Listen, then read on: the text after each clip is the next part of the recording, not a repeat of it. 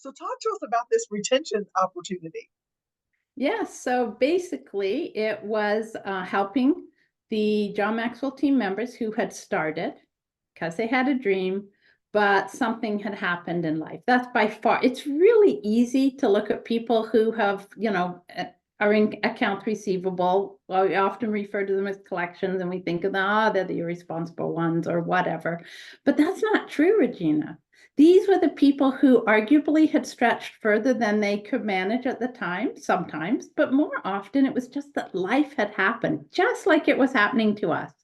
And so we had a real understanding and we were able to go into each phone call. And it was hard at first, but we developed the skill sets together. We developed the processes, the systems, and we were able to help hundreds of people get back on track with their dream.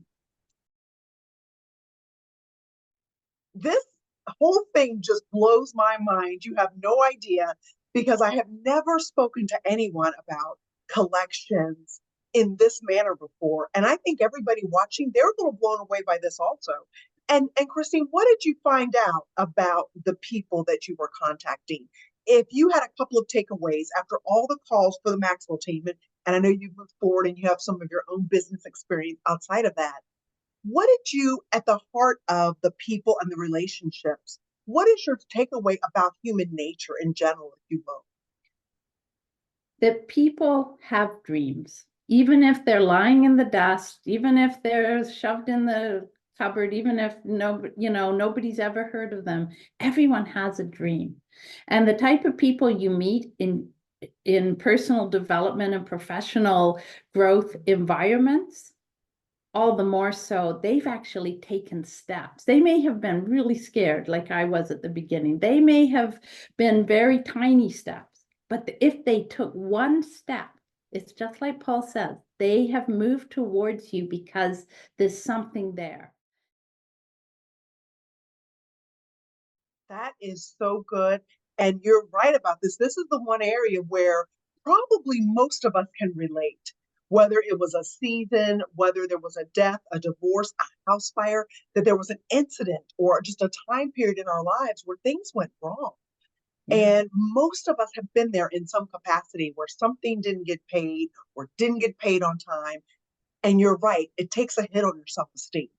And you going through that personally and starting this retention program, I think is masterful in what you're able to offer to us today. So you also do it on a personal note. When you left Maxwell, you continued. So you have Yeah. clients that you work with. Is that right?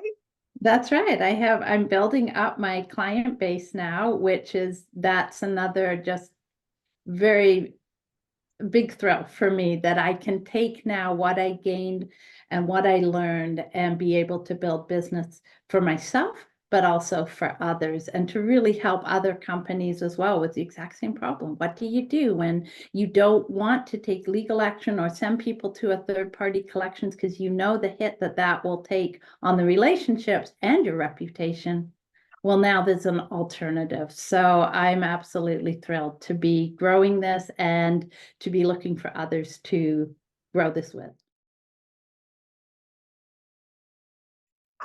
I just think what you've done with this taboo topic, what you have done is nothing short of extraordinary. And I think a lot of people are going to be interested in reaching out to you and understanding because this is a business how I think the time is now to turn the page and look at this the way you look at this and take that stigma away. Yeah. And you've done just a rock star job with this.